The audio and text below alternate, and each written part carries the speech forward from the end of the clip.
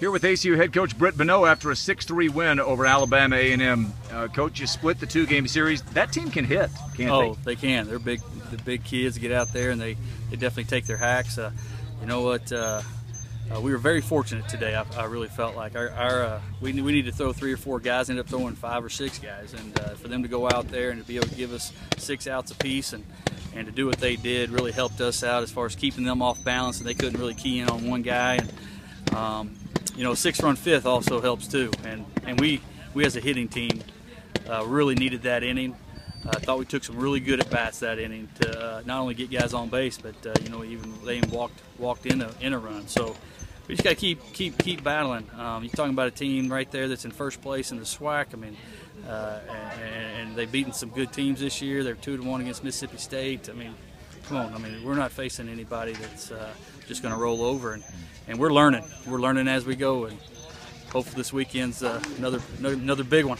Top 50 in the nation too in hitting, and you're talking about 301 teams and they're top 50. That's impressive. Coach, I thought you got some good pitching. Let's start with Gurria. Gave up a run, but he also stranded a runner at third base with less than 2 outs.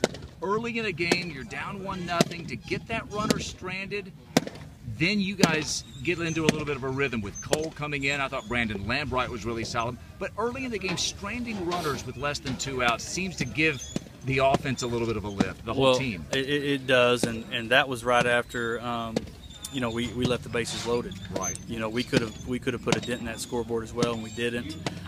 He goes out there and was able to only give up 1 run in that inning and battle through that one, which is what we need him to do. That's what his role is for us on the weekends, is to come in the middle of the game and battle through the middle innings so we can get to the back end guys. And our back end guys have done really well this year. And Zotika threw another great game today with Sheets coming in, and you know, Sheets was in the ER yesterday, you know, and you know, we didn't really want to use him today, but we had to, and you know, he wanted the ball, and we needed to give it to him, and he goes in there and gets a quick 3-up, 3 down, which is what we needed. How about another unsung hero, Garrett Hale? He not only drove in a run with a hit by pitch, he got hit twice today, also had his first hit of the season, and Coach, he threw a runner out from left field, trying to score from second. And he also held, and I thought this was a sneaky moment in the game. 7th inning, they get a guy on second base, they get a single to left field. Now, I know it's their catcher running, but still, Hale got there in a hurry, held him to a long single. They don't get another runner in scoring position. I thought Hale had a good game overall. No, that was a smart move on his part. You know, that time of the game, we don't need to be trying to throw people out. You know, we got a lot of new faces in the game today. You know, even Chris Altamont got some clutch hits today for us. I mean, somebody who had multi-hits today with some RBIs. We just needed to change some things up and get some other guys in there to see if we could get something going. And right now, man, any win just makes us feel great, and hopefully, you know, we can ride some of this momentum into this weekend. And here's something to take with you, a little nugget for the weekend. 4 of your last 5 games, Coach, you've had at least 10 hits.